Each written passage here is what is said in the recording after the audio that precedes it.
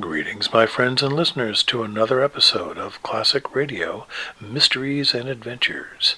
I am your host, Jordan Avon, and this episode's offering is another episode of the classic radio program for science fiction on the radio back in the 50s, and it's called Future Tense. This one was originally shown on a different program in 1956, and it is entitled The Old Die Rich. Let's begin. Stay tuned now for excitement and adventure in the world of the future. Entertainment for the entire family produced right here in Kalamazoo.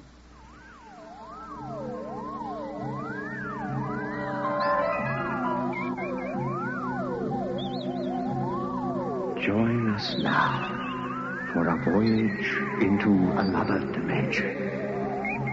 A journey into a realm as infinite and limitless as time itself.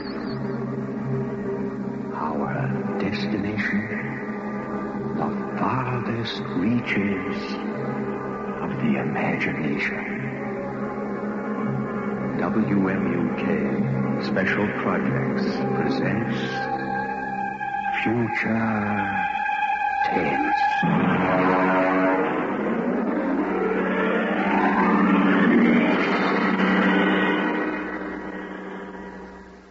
The Old Die Rich by H.L. Gold.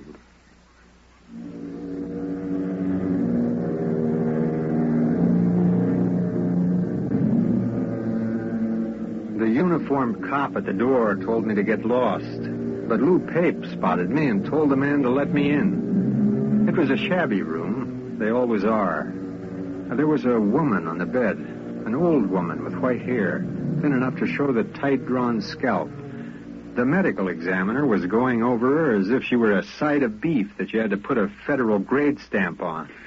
Sergeant, when are you going to stop taking this ham friend of yours around to these cases just to satisfy his morbid curiosity? Forget about Weldon, Doc. What did she die of? Not eating. Malnutrition. Oh, now look, Doc. In the top bureau drawer, she had bank books showing $32,000 from 5 different banks. She had the price of a meal. Malnutrition induced by senile psychosis. They starve because they are less afraid of death than digging into their savings. Well, I don't know, Doc. It doesn't feel right to me. Listen, Weldon. Just because you get up on a stage or on some half-baked television show and make believe you're 70 years old doesn't qualify you as an expert on gerontology. Well, maybe not, Doc. But I went bald at 25 and I've been playing old men ever since. There's a lot more to it than just shuffling. There hasn't been an actor since Otis Skinner. Well, maybe. But the way I work, I have to get inside the character. I have to decide when he was born, how he got along with his father, where he went to school, what he thinks of women, everything about a character. There isn't any one of them these days that can make himself hurt past the 5th row. Now, look, I'm serious. Now, I've tried imagining myself growing weak from hunger. I've tried to think of not even spending a nickel to keep me from dying. Well, I just don't believe it. It isn't right. I don't feel it. Well, lucky for me, I don't have to feel these things inside of me because I'm a doctor, not an actor. Sergeant, malnutrition induced by senile psychosis. I'll order the wicker basket. So long, Barrymore. Well, he's right, Mark. We get a couple of these cases every year. Some old codger starving to death with $17,000 in old bills pinned on his union suit. Turns up all the time. Well, it doesn't feel right. Well, he knows his business. Yeah, but he doesn't know old people. I do. Now, it isn't easy to starve to death. Not when you can buy day-old bread at the bakery or withered vegetables at the grocer's ready to throw out. Now, anyone who's willing to eat that stuff can stay alive day to day. Why, hunger is it's a pretty potent instinct. Well, maybe they get too sick to go out for old bread or wilted vegetables. Oh, it takes weeks to die of starvation. Did you ever try starving for weeks, Lou? No. Did you? Well, the point is somebody would find out. A janitor, a landlord, somebody. And they'd get him to a hospital. Oh, forget about it, Mark. Can't argue with it. Here. There were 5 bank books, $32,000. Huh. Say, she took good care of them. They look almost new. Sure she did. Most important thing in the world to her. April 23rd, 1924. $150. Yeah, that ink's pretty dark. Now, shouldn't it be faded? She probably never took it out in the light. Anyone ever think of testing the ink? What for? Banks' records always check. These aren't forgeries, if that's what you're thinking. Well, I'd like to get a chemist working on this. Oh, now look, Mark. This is strictly against regulations. I got to take these books down to the squad room and sign them in. Well, it's pretty dark ink for 1924. Oh, well, it's about 5 o'clock in the afternoon. I guess I could hold them over tonight and bring them down to the property clerk in the morning. Oh, good. I know just where I can find a chemist.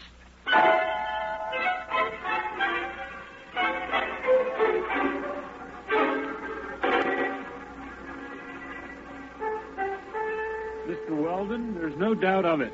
The ink sample is typical of inks used 50 years ago. 1924 would be about right. There, you see, Weldon, and I was supposed to... But according to the amount of oxidation, it's fresh enough to be only a few months old. Oh, there. I was right. Well, couldn't that be the result of unusually careful handling? Yes, I suppose it could. In an airtight compartment, perhaps. Sealed with one of the inert gases or a vacuum. That might account for the lack of normal aging. Oh, Lou, you can't keep inert gases in the top bureau drawer in a fourth-floor walk-up. Yeah, well, it's probably some simple explanation. For fresh ink, half a century old.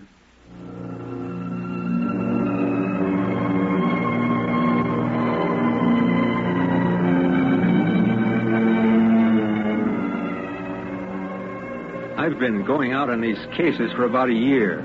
It's my specialty, playing old people. And when I'm not working television or the theater, I go down to the homes for the aged or the parks and just watch.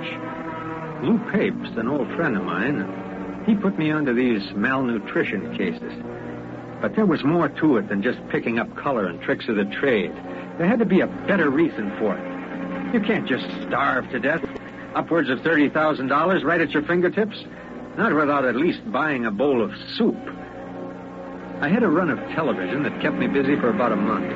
And then Lou called me up and asked me to come down to City Hospital. I'll perform an autopsy, Sergeant, if you want. But I can give you the cause of death right now. Malnutrition due to senile psychosis. Well, what's up, Lou? Well, Mark, an old guy was found wandering around down on Hester Street suffering from malnutrition. He had $17,000 in cash inside the lining of his jacket. Oh, is he alive? No, not now he isn't. Doc's got him in the room there, but he was stumbling around when the cop on the beat picked him up. Oh, did he say anything? Well, he talked to the cop. The cop's a pretty smart young kid.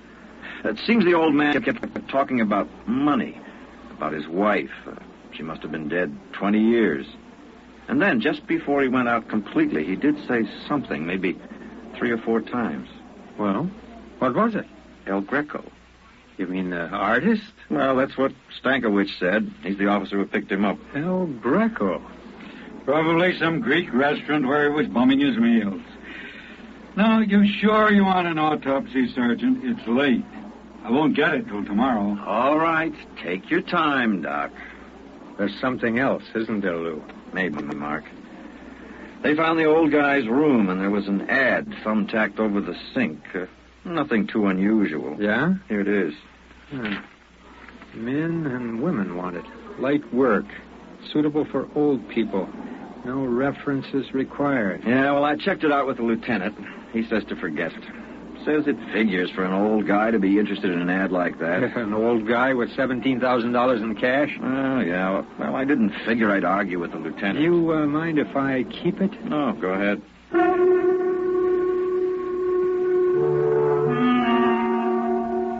It was an old brownstone house in the East 80s. I got in line with the rest of the applicants. My face was lined with collodion wrinkles, and I wore an shiny suit and run-down shoes. It was a good makeup job. I looked more authentic than the rest of the old-timers who were waiting for the interview. I finally came up to where a woman was asking the question. Name? Kernet. Louis Kernet. Kernet. Address? Well, I don't exactly have a place. I've been staying with a fellow down on 12th Street, a friend of mine. I met him in the cafeteria. Previous occupation? Well, I've worked at a lot of things. I used to be a printer way back. I could hand set... Do you have any references? Well... Family? Oh, no, ma'am. I haven't got any family. I had a cousin in Salt Lake City, but I haven't seen him in 30 years or more. The ad said you didn't need no reference. Well, that's right. Now, will you wait in the other room? Oh, yes, ma'am. Do I get the job, ma'am? Just wait in the other room.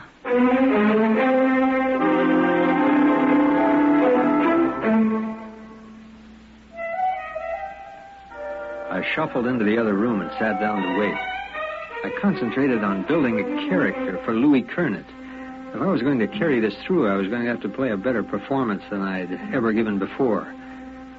About half an hour later, a young woman came into the room. I planned to be dozing the way an old man would, and so my eyes were closed, and I heard the door close.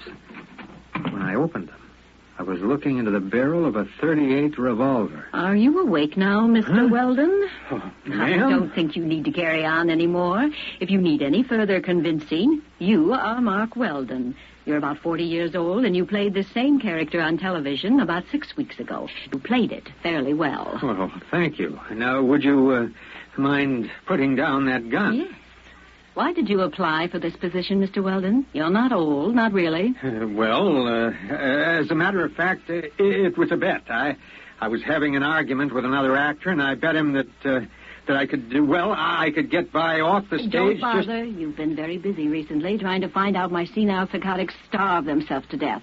How did you know that? I also happen to know that you've been present at several police investigations into these cases, and that your good friend is Sergeant Lou Pape. Well, you know a great deal more about me than I do about you. Well, I'll be glad to enlighten you. My name is May Roberts. I'm the daughter of the late Dr. Anthony Roberts, the physicist who was dismissed from the Brookhaven Atomic Energy Laboratory 5 years ago. Well, I assume you're connected with these starvation cases, or you wouldn't have known that I was investigating. It's obvious, isn't it? I'm not afraid of professional detectives, Mr. Weldon. They deal only in facts. But I don't like amateurs. They guess too much. They don't stick to reality. Consequently, they're likely to get too close to the truth. Oh, unfortunately, Miss Roberts, I'm nowhere near the truth. I haven't the slightest idea how you're tied in with those starvation cases. Well, I intend to show you, Mr. Weldon. I'm happy to announce that you have the job. Oh, no, Don't move, look. Mr. Weldon. Oh, incidentally, about 15 minutes ago, I called Sergeant Pape and told him I was your sister just in from Pittsburgh. I wanted to get in touch with you very badly, and Sergeant Pape was very sorry. He wished he could help me, but he didn't have the slightest idea where you were. All right, Mr. Weldon, walk ahead of me, please, through that door. She didn't look like the kind of girl who would hold a gun on me without intending to use it. So I went down the hall and up 4 flights of stairs to a large room. There was a maze of electrical equipment bolted down, transistors and wires and dials. In the middle of the room was a wire mesh cage. She kept that gun on me steady as a rock. She began to set readings on the dials and flip switches on the control panel. It'll take about 5 minutes for the field to build up, Mr. Weldon. Please get into the transmission area. Oh, you mean that wire cage? Go ahead. Well, all right. I wouldn't advise moving now, Mr. Weldon. The wire carries some 10,000 volts. Now, look, Miss Roberts. Mr. Weldon, you're curious, and you could turn out to be a great nuisance to me. As long as you've come this far, we might as well both benefit by it. Benefit? You'll find a suit of clothes on the floor there. Put it on. Oh, but after all... Put it on. I didn't know whether she was bluffing about the electric charge, but the revolver looked real enough. So I stripped and changed into the other clothes. The shoes were a little too tight and pointed. The collar of the shirt was too stiffly starched and too high under my chin. The suit was too narrow at the shoulders and at the ankles. I remember my father had a suit like that, the same shiny blue serge. All right. In your pocket, you'll find a set of envelopes. You'll find a set of instructions in each. Follow them carefully. I don't get it. You will. Use the envelopes in the order they are arranged. Hey, what's this all about? Mr. Weldon, I meant it when I said this could be a benefit to both of us. There's no use explaining anything. You'll find out, and don't try to escape. It can't be done. All right? Now the field generators are ready. Look, Miss Roberts, this is absolutely... Just follow instructions, Mr. Weldon.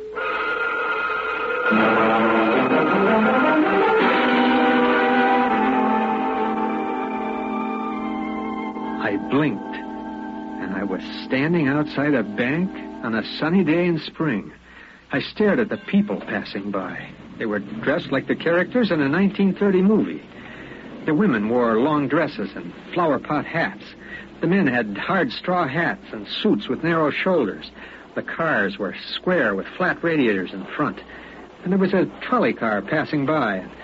And suddenly I realized that the last trolley stopped running years ago. And I tried to figure it out. It was my town, all right. I recognized some of the buildings. At first, I figured it must have been hypnosis. And then I looked at the first of the envelopes in my pocket. I read it and walked into the bank. Yes, sir. Mr. Golden tells me that you wish to open an account. Oh, yes, that's right. Well, we're very happy to have a new depositor. Very happy indeed. Of course, you realize the institution is in sound condition. Very sound. You needn't worry about all those rumors in this bank. No, sir. Solid. Oh, that's good.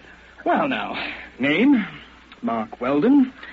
You have no address in the city at present, Mr. Weldon? No, I don't. And you're depositing $150. That's right. All righty. I'll just check the slip here.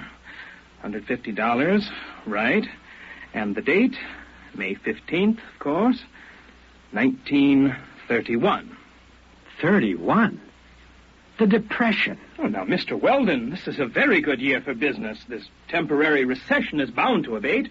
Sound banking policies will see us through. It's just around the corner, you know. What? What is? Prosperity. Oh. All right, Mr. Weldon. We're very happy to have your account.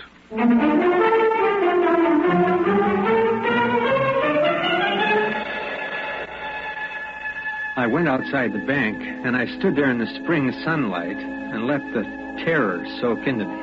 The possibility that the entire situation was gnawing at the edges of my mind. And then, suddenly, I wasn't there. Wait, it was as fast as blinking. I was outside another bank in the same city. And the date on the next envelope was May 29th, and it was still 1931. I made a $75 deposit there, and then $100 at another place a few days later, spending a few minutes each time and going ahead anywhere from a couple of days to almost a month. In 1934, I found myself inside a broker's office. As I understand it, you are buying this stock for Dr. Anthony Roberts, That's right. I assume the stock will be in his name? That's right. I'm just acting as his agent. I follow instructions. Of course. Well, are you sure I can't convince you that you're making a big mistake? No, these are my instructions. Well, now, Mr. Weldon, we are a reputable brokerage house, and frankly, I feel quite shaky about putting our clients' money in this kind of security. There's no future in it. It's a rare metal for which there's very little use in industrial purposes. However, if your client is adamant... I have my instructions. Very well, then. In the name of Dr. Anthony Roberts, 100 shares of Montana uranium. Most unwise.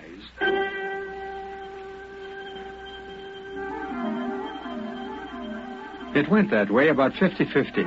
I'd deposit money in my own name in various banks, and other times I'd buy stock or make a bet for May Roberts. On June 21st, 1932, I bet Jack Sharkey to take the heavyweight title away from Max Schmeling. There was Singing Wood in 1933 at Belmont Park, and Max Baer over Primo Canera. I went on, skimming through the years, touching here and there, from a few minutes to an hour at a time. It was in early October 1938, about 5 hours after I left May Roberts' house, before I realized what she had me doing. I was making deposits and winning sure bets just as those senile psychotics had done. The ink on their bank books seemed fresh because it was fresh. It wasn't given a chance to oxidize. Why, at the rate I was going, I'd be back in my own time in a few hours, with $15,000 compound interest in cash.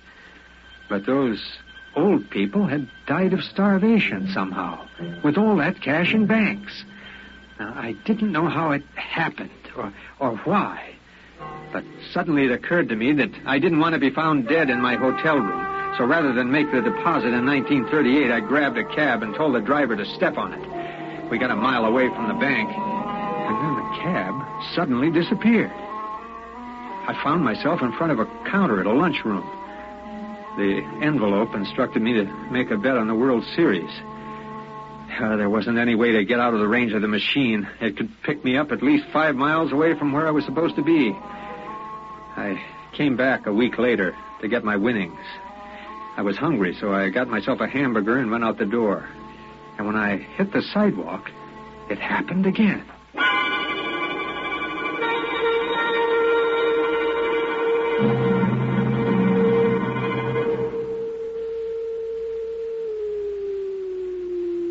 Don't touch the cage yet, Mr. Weldon. I'll have to clear the charge. Hey, what happened to my hamburger? What?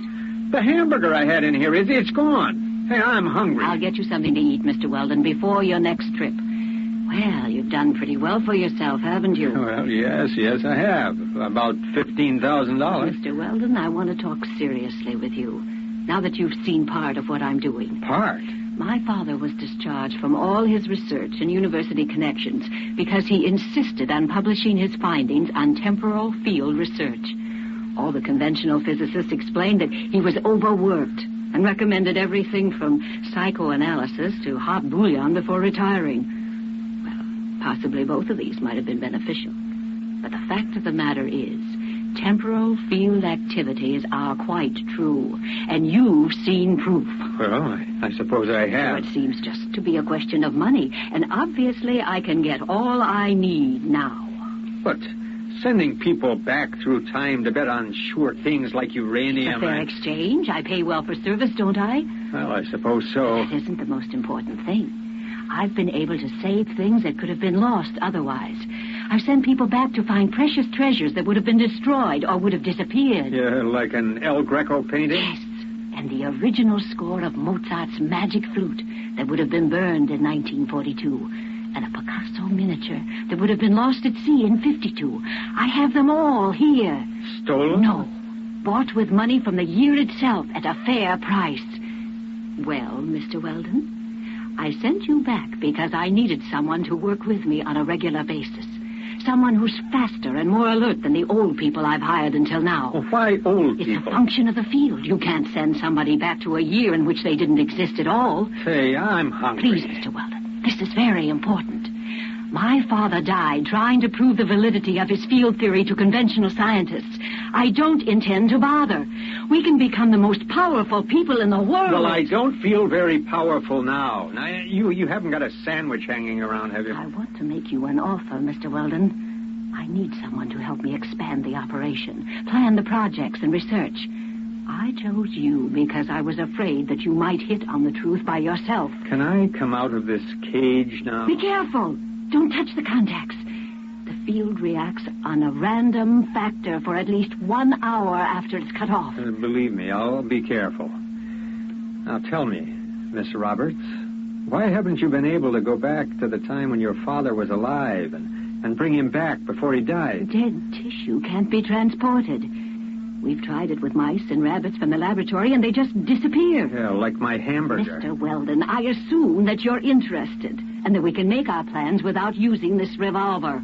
Well, I hope so. $15,000 is a lot of money. Of course, you were able to send those old people back a lot further. Some of them as far back as 1890. Now, how long would they be gone? No, I mean in subjective time. Several weeks, perhaps a month or more. There's only one problem, Miss Roberts. But I'm sure we can work out any details. Well, this one is a little hard to work out. Now, you see, I'm hungry. I haven't been this hungry since I got lost on a hunting trip and went without food for 3 days. You see, you forgot that I've got an interest in this business because they found some old people dead of malnutrition and $30,000 or so tucked away in their pockets. Now, they had been gone a month or more, and they had to eat during that time, didn't they? Now, when they came back, the food disappeared like my hamburger. It disappeared all at once, all over their body. In one fast jolt, they starved to death. No, you don't understand. They just couldn't take the field transition. They were too old, some of them. They lied to me about their age to get the job. Oh, no, you can't tell me that, because I know how hungry I am, and I was only gone about 12 hours. They were murdered. Get back. You know, they say a hungry man gets mighty desperate. He'll do almost anything.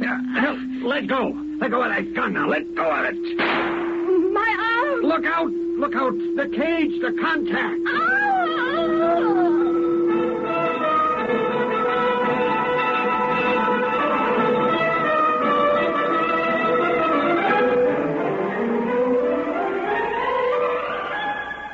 She fell into that cage and disappeared before she hit the ground.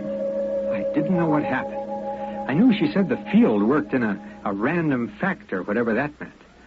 I called Lou Pape, and he came to the house just after the fire started.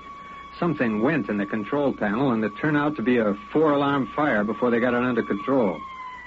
There was nothing left of the machine. There wasn't much left of the brownstone house. Lou didn't believe the story I told him. You mean there won't be any more of them? No more senile psychotics starving to death with a bankroll in their pocket? No, I told you, Lou. Come on now, Mark. We'll get plenty more. We always have. No, I bet you won't. I bet you $1 there won't be another case like that. I'll take that bet.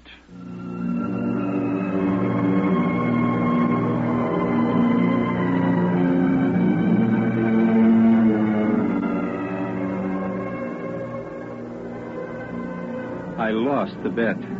There was one more case, and perhaps it was the strangest one. A woman was found wandering in Bryant Park just before she died of acute starvation. One strange thing was that she was young, not more than 30. And the other was that she had $17,000 stuffed in her pocketbook and a bullet wound in her arm that the medical examiner said was at least 2 months old. I guess that's what she meant by the random factor.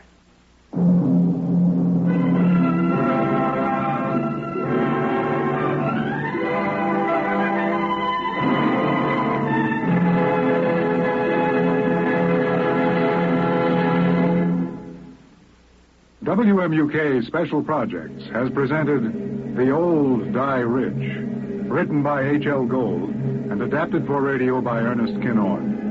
Mark Spink was featured as Weldon, and Peg Small played May Roberts. Others in our cast were Robert L. Smith, Richard Niesink, Martin Gingrich, and John Scott. Future Tense is produced and directed by Ellie Siegel.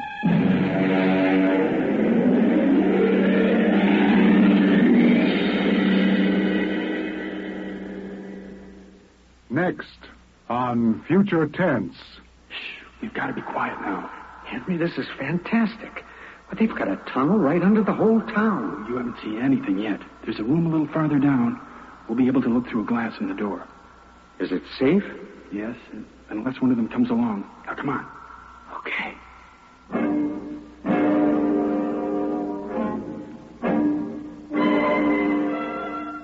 Here, Burger, look through the glass.